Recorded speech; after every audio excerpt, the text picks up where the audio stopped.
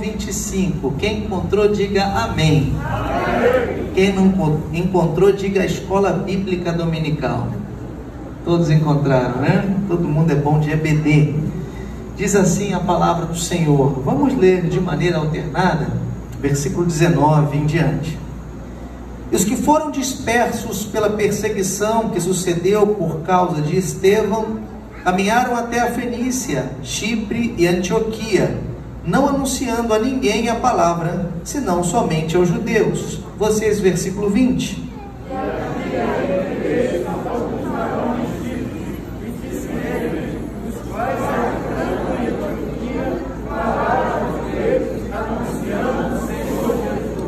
E a mão do Senhor era com eles, e grande número creu e se converteu ao Senhor.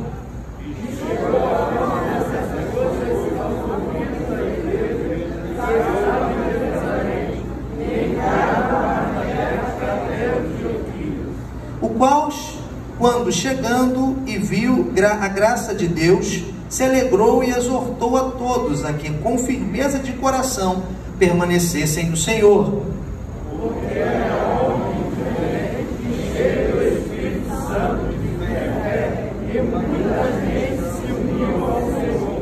E partiu Barnabé para Tarso a buscar Saulo, e achando-o, conduziu para Antioquia. Só até aqui.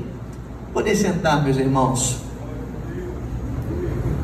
Eu agradeço a Deus pelo privilégio e oportunidade de estar nessa tão abençoada igreja, tão falada pelo meu amigo querido, né, pastor Wellington, que do campo de Nova Iguaçu é um ícone.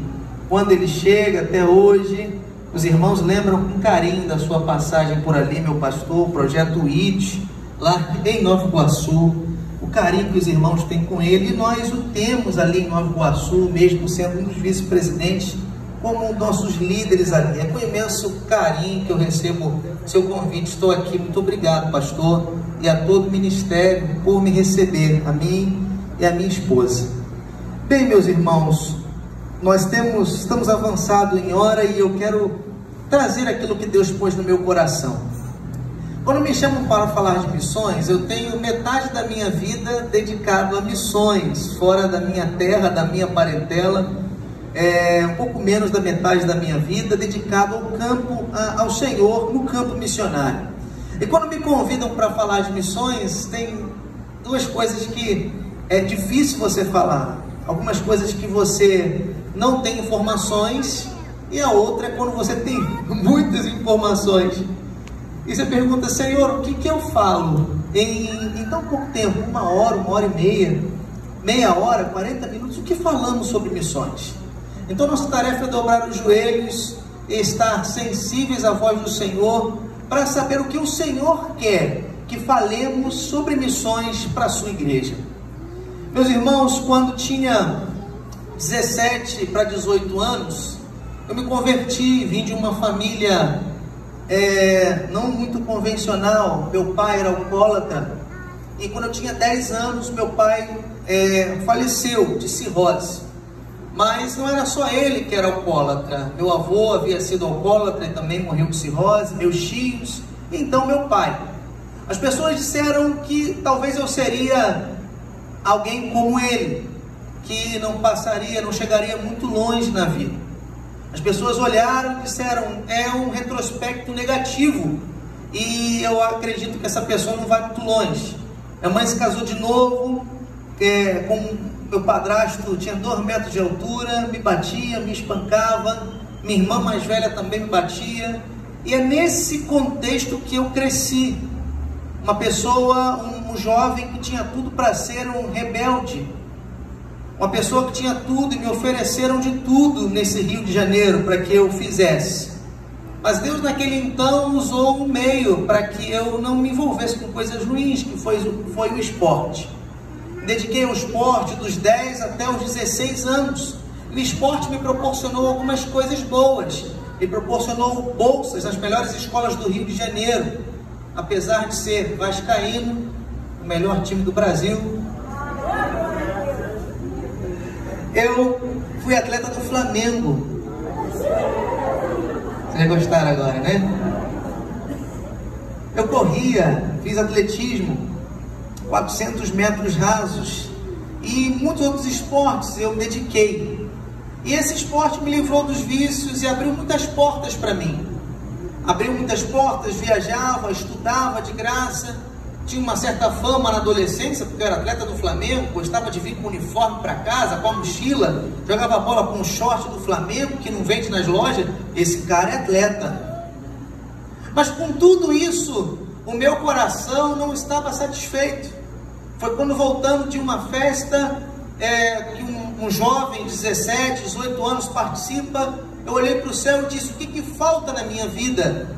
Se Deus me permitiu, eu conquistei algumas coisas, mesmo na tenra idade, eu sou um atleta, sou remunerado, tenho bolsa nas melhores escolas, viajo o Brasil, é tudo que um menino gostaria de ter. Mas ainda havia um vazio em meu coração. Eu olhei para o céu e perguntei: o que falta? E veio ao meu coração: estou faltando eu. Deus falava comigo. Então eu fui à igreja, entreguei a minha vida a Jesus, e num congresso de adolescentes, o Senhor visitou a minha vida e me encheu com o seu Espírito Santo. Aquela alegria que eu procurava no mundo, aquela alegria que eu procurava nos prazeres do mundo, eu encontrei na pessoa de Jesus Cristo quando Ele veio à minha vida. Então eu entendi qual era o propósito da minha vida e comecei a entender o que Deus queria de mim. Eu comecei a ler alguns textos, como João 3,16, como Romanos 11,36, enfim, toda a Bíblia. Quando nós lemos a Bíblia, abrimos o nosso coração, nós vemos a vontade de Deus expressa.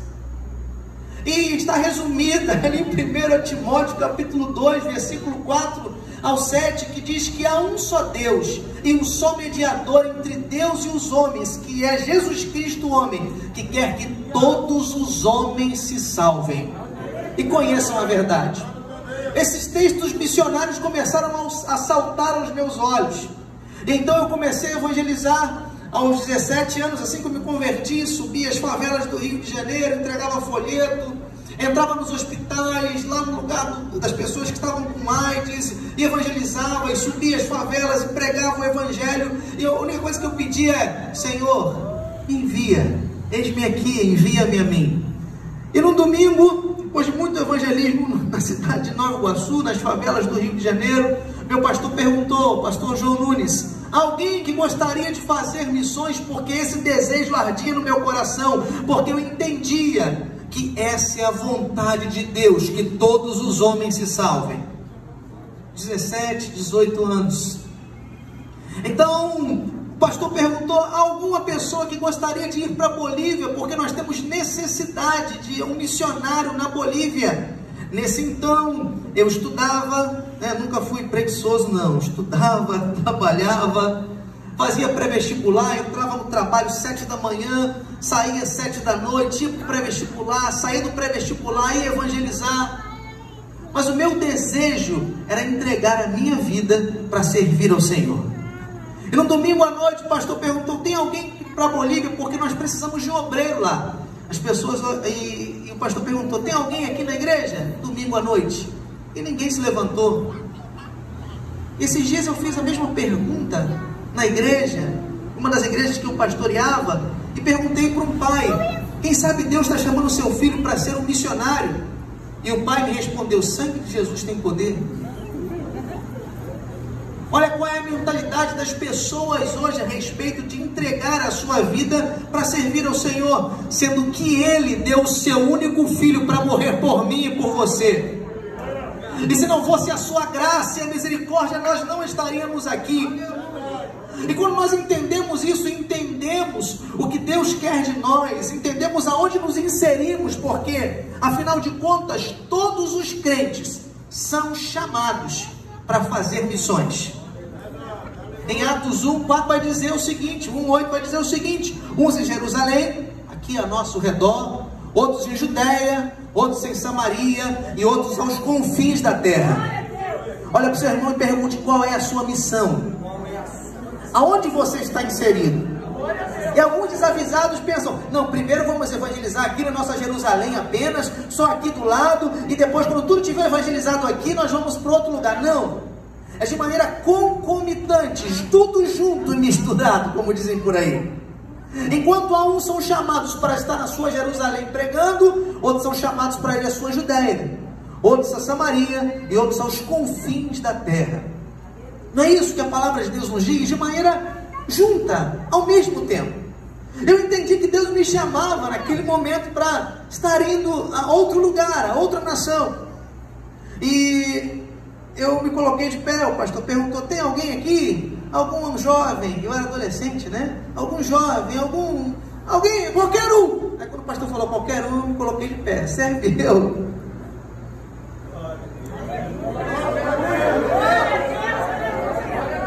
Serve eu, pastor.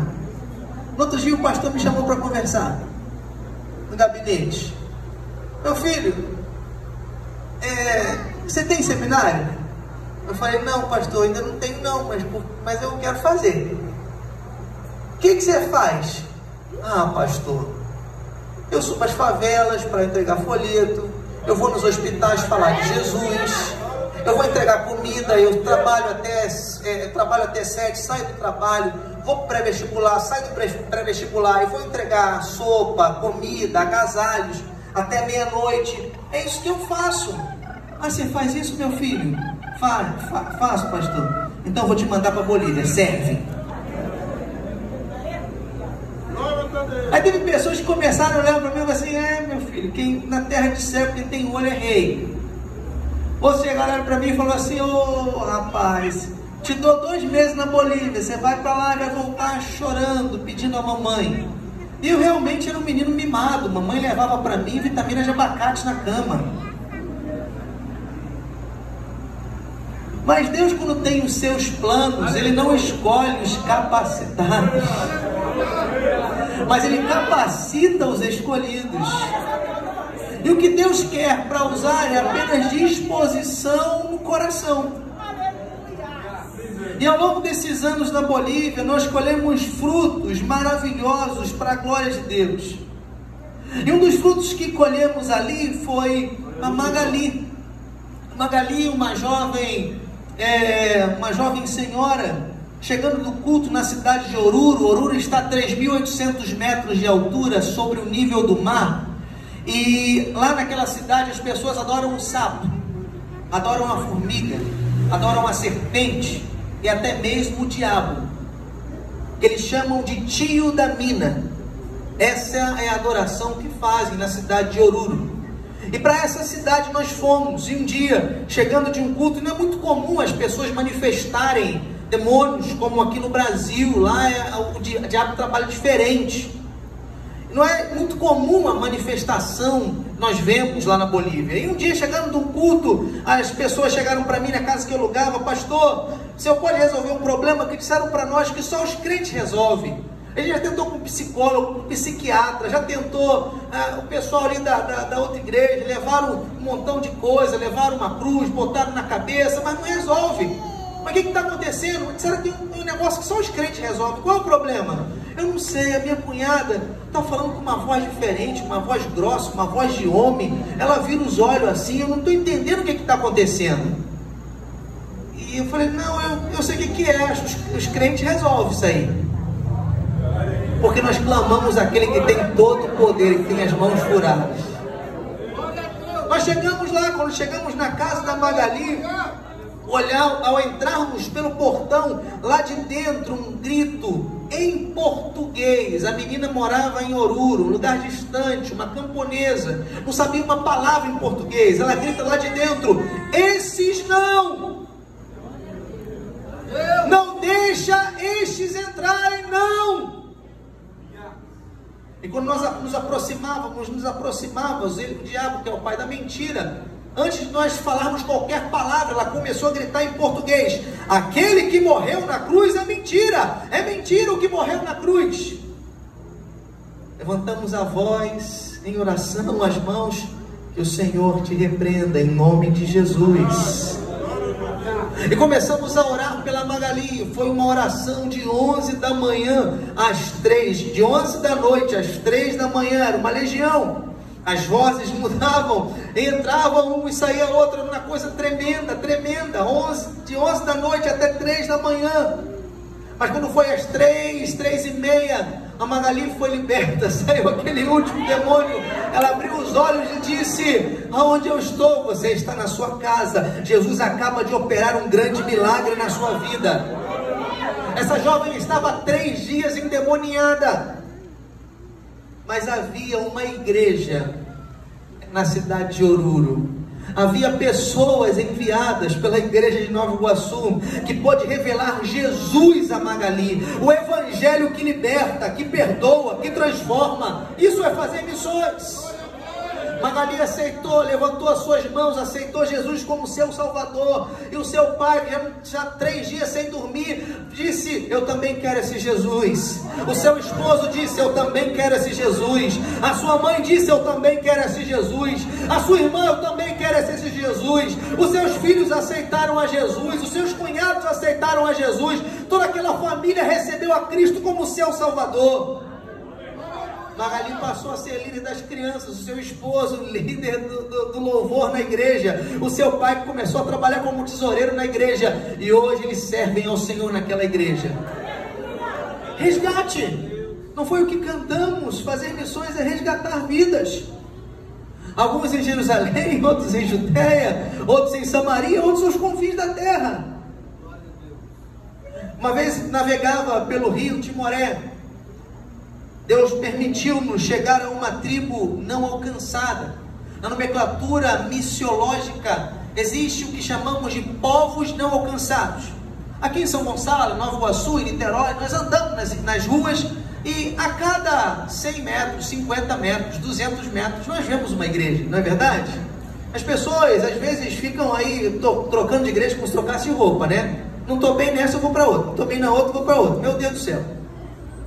Mas você imagina em alguns lugares que as pessoas nunca ouviram falar de Jesus, que não tem nenhuma igreja. É nesses lugares que os missionários precisam chegar. Os povos não alcançados, que nunca tiveram a oportunidade de ouvir o nome Jesus. Esse nome que você canta todos os dias, e quando você dobra os seus joelhos cheios de problemas e você só diz Jesus, aquela tristeza sai, a alegria, a paz do Espírito entra na sua vida. Mas você imagina pessoas que nunca ouviram falar esse nome doce, esse nome que liberta, esse nome que transforma, esse nome que salva, esse nome que nos restaura a comunhão com Deus. E andando no rio, navegando no rio, numa canoazinha, lá chamado Pec-Pec, nós alcançamos uma tribo, e dessa tribo nós fomos alcançar outra, os Iuracarés. Dos Iupes nós fomos nos Iuracarés. E no meio do caminho eu vi uma índiazinha lavando roupa. Eu falei: opa, para a canoa aqui, vamos falar com ela. E eu olhei para ela e falei: senhora, você já ouviu falar de Jesus? Ela olhou para mim, na maior inocência, disse: ele não mora aqui não. Eu falei: Jesus, o Filho de Deus. Não tem nenhum Deus aqui, nem o Filho dele, Jesus, também não mora aqui não. Aqui não tem nenhum Deus, nem Jesus. Pensou que era uma pessoa, nem carne e osso, vivendo ali. E eu parei, expliquei o plano da salvação para ela e disse: nós vamos fazer um culto no meio da tribo. Tinha que andar mais 1 hora no meio da mata. Você não quer ir com a gente para ouvir a gente falar de Jesus? Que salva, que é o Filho de Deus, que criou todas as coisas, criou inclusive você. Ela é mesmo, eu quero. Largou a sua roupa e caminhou 1 hora no meio da mata com a equipe. E quando eu cheguei na tribo, para minha surpresa, toda a tribo estava em dia de trabalho no meio da selva. E eu fui fazer culto, andei 2h30 de barco, 1 hora no meio da selva, fechada, com equipamentos, para fazer o culto para uma pessoa, para Maria. Ele pregamos o evangelho, cantamos durante 1 hora, e ela ouvindo, no final fizemos o apelo, ela levantou as suas mãos e falou, e recebeu a Jesus. Na volta ela disse: agora eu conheço Jesus, ele mora no meu coração. Você pode aplaudir a Jesus?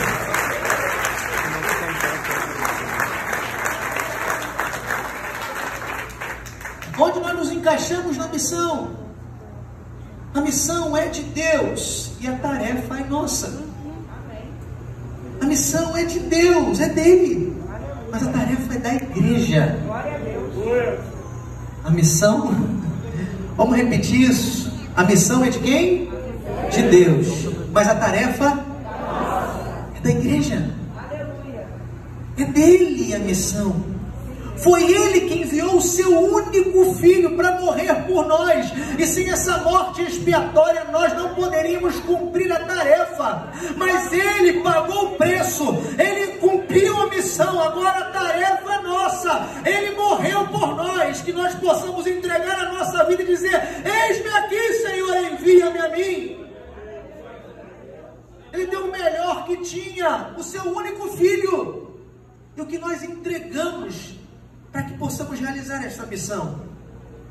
Lá em Romanos, no capítulo 11, 36, vai dizer: porque dele, por ele e para ele são todas as coisas. A missão é dele, a tarefa é nossa. Por ele, por que nós fazemos missões? Para glorificar o nome dele. Há muitas pessoas que param de fazer missões, irmãos, simplesmente porque se decepcionam. E eu quero entrar no texto aqui que nós lemos, que fala que eles pregaram o evangelho e as pessoas se converteram. E no final do texto que nós lemos, você vai ver, nós vamos ver que Barnabé, escute bem, Barnabé vai buscar uma pessoa. E quem é essa pessoa que Barnabé vai buscar? Saulo. Saulo era o ex-perseguidor, que ainda tem o nome de Saulo, que havia 10 anos havia se convertido, mas ainda não tinha um espaço, uma oportunidade para fazer missões, porque as pessoas ainda o temiam. Mas Barnabé, quando é enviado para Antioquia, ele então se dá o trabalho de ir até Tarso, viajar, velejar até Tarso, para pegar Paulo, para que pudesse prepará-lo, porque ele entendia que aquele era um vaso escolhido de Deus. Onde estão os vasos escolhidos de Deus? Por um tempo, as pessoas rejeitaram o apóstolo Paulo, pelo seu passado, mas Deus estava escrevendo uma nova história. As coisas velhas passaram e tudo se fez novo. Então Barnabé, o filho da consolação, vai buscar o missionário, o Saulo, para fazer a missão. Talvez haja muitas pessoas aqui pensando que não podem fazer a missão. A tarefa é da igreja. O preço foi pago, os seus pecados foram perdoados, e agora Deus quer usar você para fazer a sua obra. Então Paulo é resgatado por Barnabé, um grande missionário. Ele começa a fazer a obra de Deus.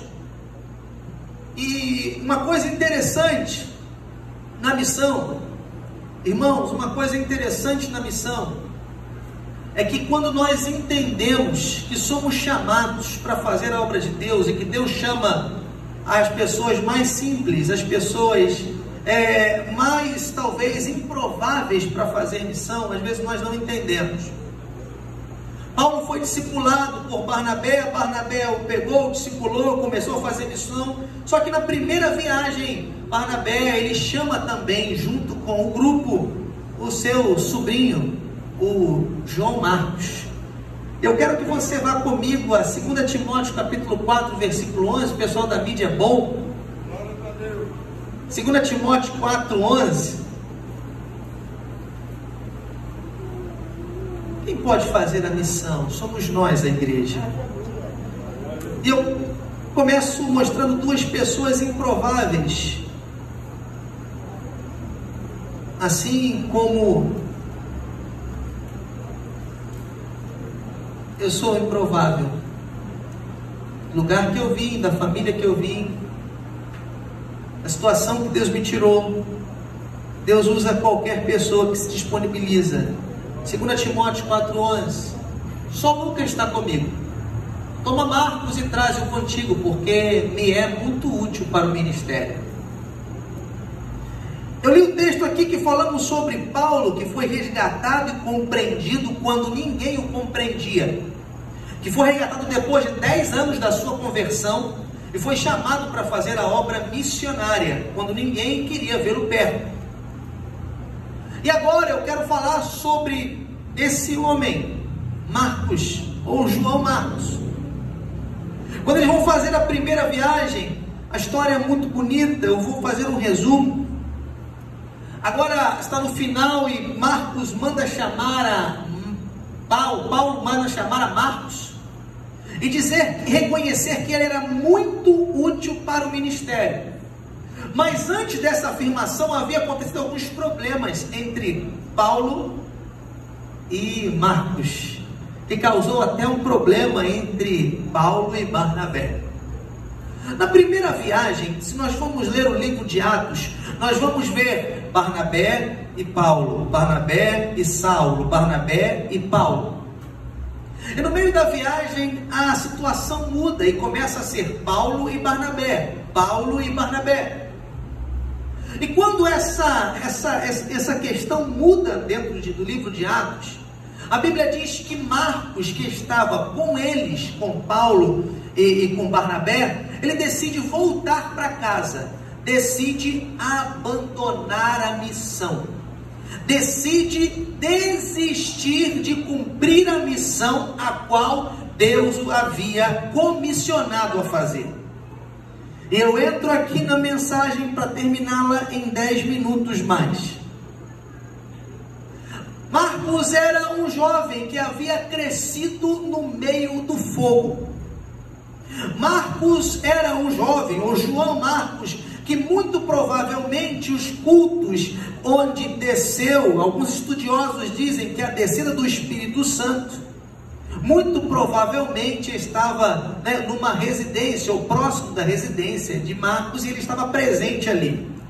Quando Pedro é liberto da prisão, lá em Atos dos Apóstolos, a casa onde eles estavam reunidos orando por Pedro, os estudiosos dizem que provavelmente era na casa de Marcos. Marcos era órfão de pai. Ele era um discípulo de Pedro, primo de Barnabé. Olha só, que linhagem desse menino. Discípulo de Pedro, batizado por Pedro, caminhou com Pedro, primo de Barnabé. Na casa dele as pessoas oravam, a igreja se reunia. As primeiras reuniões de oração aconteciam na sua casa. Ele era um jovem de oração, um jovem que sabia, estava acostumado a ver milagres, o poder de Deus, o mover de Deus, a glória de Deus, batizado por Pedro. Muito provavelmente viu e ouviu diretamente, muito pequenininho, os ensinamentos do próprio Jesus. Era uma pessoa que tinha uma linhagem maravilhosa. Mas em meio à primeira viagem missionária, quando Barnabé diz, olha, ele cresceu nos caminhos, ele está pronto, mas no meio da missão, ele resolveu voltar atrás. Quantas pessoas hoje que tiveram experiências maravilhosas, mas desistiram do seu chamado por algum problema, desistiram da vocação por alguma situação complexa. Os estudiosos não dizem por que Marcos desistiu da missão, simplesmente ele volta para trás, ele desiste, ele não quer mais saber. Talvez algum problema pessoal com o apóstolo Paulo, alguns conjecturam, talvez algum problema porque ele não estava acostumado a receber ordem de outras pessoas, talvez muito religioso, porque até então eles pregavam para os judeus, mas agora estavam pregando para os gentios.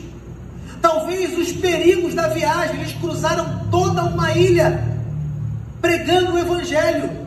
Então os perigos foram muitos. Não, eu tenho que preservar a minha vida, eu tenho que preservar a minha saúde, eu tenho que cuidar da minha vida. Eu quero dizer para você uma coisa: cuida das coisas de Deus, que Deus cuida das tuas coisas. Olha para o seu irmão e diga, cuida das coisas de Deus, que Deus cuida das tuas coisas. Quando eu tinha 18 anos, as pessoas disseram, você é louco,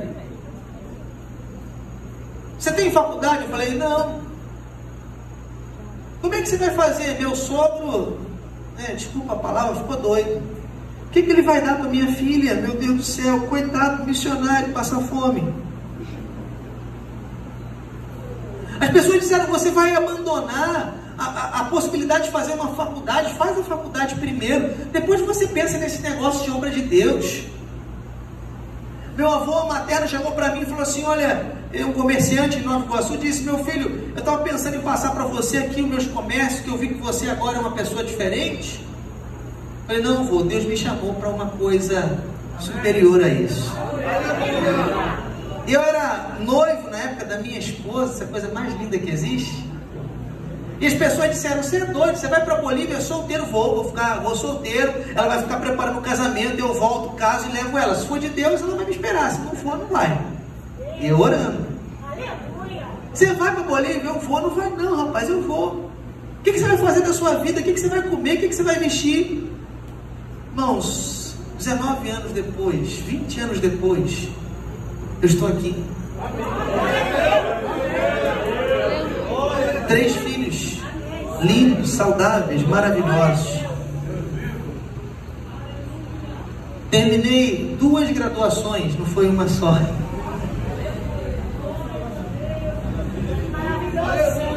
As pessoas que disseram, o que vai ser da minha filha? O que vai acontecer com ela? Hoje ela é médica.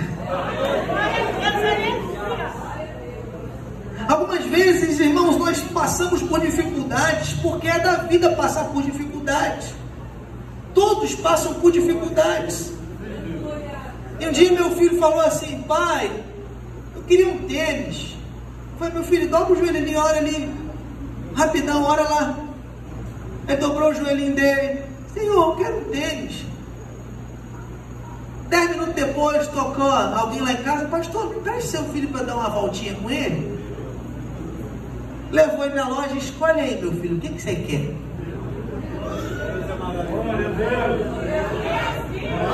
A nossa vida é feita de milagres. Certa vez, chegando, conversando com a minha esposa, meu bem, a gente está fazendo obra missionária, a gente está fazendo obra de Deus, e às vezes a gente é meio carnalzinho, né? A gente está fazendo tanto, olha, o nosso dinheiro é pouco, amor, se a gente tirar do dízimo, vai sobrar só 50 reais para a gente passar o mês? O que você acha? Olha lá, entrega a Deus o que é de Deus, que Deus vai cuidar de nós. Mas a gente está fazendo a obra de Deus, né? Eu já estou dando a minha vida, não preciso entregar o dízimo. Não, entrega o seu dízimo. Entregamos o dízimo. Aí o dono do maior mercado da cidade, que não era crente, manda o pastor vir aqui, que eu quero falar com ele. Sentiu uma vontade de falar com o pastor? Pastor, eu não sei esse negócio não, mas Deus falou comigo, eu acho que Deus falou comigo. Falou o quê? Falou comigo, pastor, que eu tenho que te abençoar. Me abençoar? Sabe meu mercado aqui? Você entra aí e faz compra a cada 15 dias, compra o que você quiser, compra o que você quiser. Eu passei, irmãos, 3 dias, 3 meses, 3 semanas, não. Eu passei 3 anos fazendo compra de graça nesse supermercado. E um dia eu falei para ele, Maurício, o mercado dele foi assaltado, eu fiquei tão triste com Deus, tão triste. Eu falei, poxa Deus, o cara me abençoa tanto, o Senhor permite que ele foi assaltado. Eu fui lá, Maurício, eu estou orando, Deus vai dar vitória. Eu falei, pastor, não fica triste não. Você não está orando para Deus me abençoar? Eu falei, estou muito. Então Deus me abençoou, porque até esse assalto, eu acreditava na força do meu trabalho, das minhas mãos, do dinheiro que eu tinha guardado, mas agora eu vejo que eu dependo é dele.